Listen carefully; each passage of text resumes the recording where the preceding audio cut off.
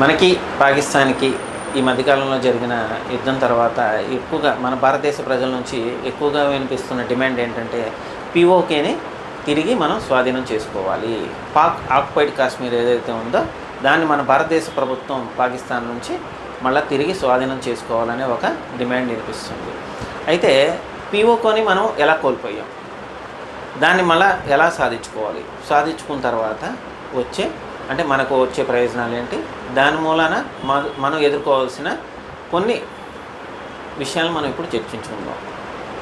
మనం 1971లో మనకి పాకిస్తాన్కి జరిగిన యుద్ధం తర్వాత మనం ఇప్పుడు ఏదైతే పాకిస్తాన్ ఆక్రమణలో ఉందో ఈ పీఓకేని మనం కోల్పోవడం జరిగిందనమాట.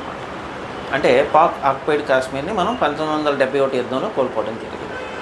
అయితే ఈ మొదటి నుంచి అంటే మనకు స్వాతంత్రం వచ్చిన తర్వాత నుంచి కూడా జమ్మూ కాశ్మీర్ కోసం పాకిస్తాన్ అనేక రకాలుగా మన మీద దాడి చేసింది. భారతదేశం మీద ఇప్పటి వరకు పాకిస్తాన్ మన మీద సాగించిన 3 యుద్ధాల్లో అంటే అది ఓడిపోయింది, మనమే గెలిచాం. కానీ వాళ్ళు ఏ విషయం కోసం మన మీద ఈ యుద్ధాలు చేస్తున్నారంటే జమ్మూ కాశ్మీర్ కోసం.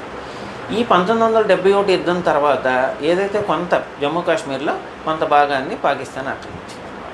అయితే అప్పుడు ప్రభుత్వం ఈ విషయాన్ని పెద్దగా పట్టించుకోలేదు. అంటే ఆక్రమించిన దాన్ని మళ్ళీ పాకిస్తాన్ నుంచి తిరిగి మనల్ని స్వాధీనపరుచుకునే విషయంలో కానీ అది ఎటువంటి చొరవ చూపలేదు. అప్పటి నుంచి 1971 నుంచి ఈ పాక్ ఆక్యుపైడ్ కాశ్మీర్, పాకిస్తాన్ ఆధీనంలో ఉన్న కాశ్మీరు ఆ ప్రభుత్వం కింద, పాకిస్తాన్ ప్రభుత్వం కింద ఉండిపోయింది అన్నమాట. అయితే స్వతంత్రానికి పూర్వం అంటే 1947కి ముందు ఇప్పుడు ఏదైతే మన పాకిస్తాన్ భారతదేశానికి మధ్య ఉన్న సింధు డెల్టా ప్రాంతం అంటారు, అంటే పాకిస్తాన్కి మనకి ఉన్న ఎల్ఓసి లైన్ ఆఫ్ కంట్రోల్ ప్రాంతం ఏదైతే ఉందో అది ఒక ఎంతో సారవంతమైన భూమి. అంటే సింధు నది పరివాహక ప్రాంతం ఇదంతా ప్రపంచంలో అంటే స్వతంత్రానికి పూర్వం బ్రిటిష్ వాళ్ళు మనం పరిపాలించే కాలంలోనే ప్రపంచంలో అత్యధికంగా చెరుకు పంటను ఉత్పత్తి చేసే ప్రదేశం ఏదైతే ఉందో ఇప్పుడు పాకిస్తాన్కి మనకి బోర్డర్గా ఉన్న సింధు డెల్టా ప్రాంతం అంటే ఎల్ఓసి అనేది ఒక సారవంతమైన భూమి అన్నమాట. ఒకవేళ పాకిస్తాన్ మనం ఎటువంటి తగాదలు లేకుండా బాగుంటే మ్యూచువల్ అండర్స్టాండింగ్ ఆ ప్రదేశంలో మనకి చెరుకు లాంటి పంటలు పండిస్తే ప్రపంచంలో ప్రజల కంటే ఎక్కువగా భారతదేశమే చెరుకును ఉత్పత్తి చేసే దేశాలుగా ఉండేవి, పాకిస్తాన్ కానీ భారతదేశం కానీ. కానీ 1947 తర్వాత ఏదైతే పాకిస్తాన్ ఇండియా విడిపోయినాయో, పాకిస్తాన్ దేశంగా భారతదేశంగా ఎప్పుడైతే విడిపోయినాయో ఆ తర్వాత జమ్మూ కాశ్మీర్ సంస్థానం, జమ్మూ కాశ్మీర్ అప్పుడు సంస్థానంగా ఉండేదన్నమాట. స్వతంత్రం తర్వాత దాని ఇప్పుడు ఏదైతే రాజు అంటే ఆ సంస్థానానికి అధిపతి ఎవరైతే ఉన్నారో అతను ఆ జమ్మూ కాశ్మీర్ని మనం భారతదేశంలో విలీనం చేయడానికి అంగీకరించాడు.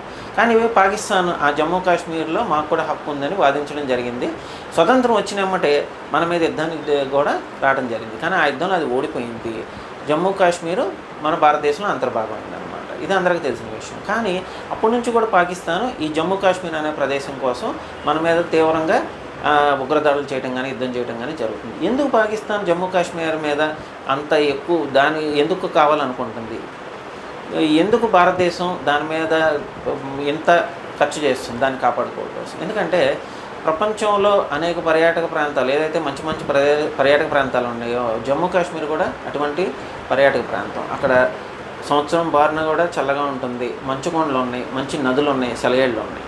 ఒకవేళ పాకిస్తాన్కి మనకి ఎటువంటి గొడవలు లేకుండా జమ్మూ కాశ్మీర్ పూర్తిగా మన ఆధీనంలో ఉంటే ప్రపంచంలో one of the best tourist ప్లేస్గా జమ్మూ కాశ్మీర్ అయితే ఉండిపోయేది అనమాట. అలాగే పాకిస్తాన్కి మనకి గొడవలు లేకపోతే, ఎటువంటి ఉగ్రదాడులు ఎటువంటి యుద్ధాలు జరగకపోతే పాకిస్తాన్కి మనకున్న సింధు పరివాహక ప్రాంతం మొత్తం ఒక సారవంతమైన భూమిలో వ్యవసాయం చేస్తే ప్రపంచంలో అత్యధిక చెరుకు పండించే దేశాలుగా పాకిస్తాన్, ఇండియా ఉండేవి అన్నమాట. కానీ ఈరోజు ఏమైంది, కొన్ని సంవత్సరాలుగా 50 సంవత్సరాలు 60 సంవత్సరాలుగా ఈ యుద్ధాలతో ఉగ్రదాడులతో ఆ ప్రదేశం అంతా మనకి ఏ దేశానికి కూడా పనికి రాకుండా పోయింది. ఏదైతే మనకి మంచి ఫెర్టైల్ ల్యాండ్గా ఉందో, మంచి పర్యాటక ప్రాంతంగా ఉందో అక్కడ ఎప్పుడూ ల్యాండ్ మైన్స్ పేలటం, యుద్ధాలు జరగటం, ఉగ్రదాడులు జరగటం, దీని మూలాన ఎవరికీ ప్రయోజనం లేకుండా పోయింది.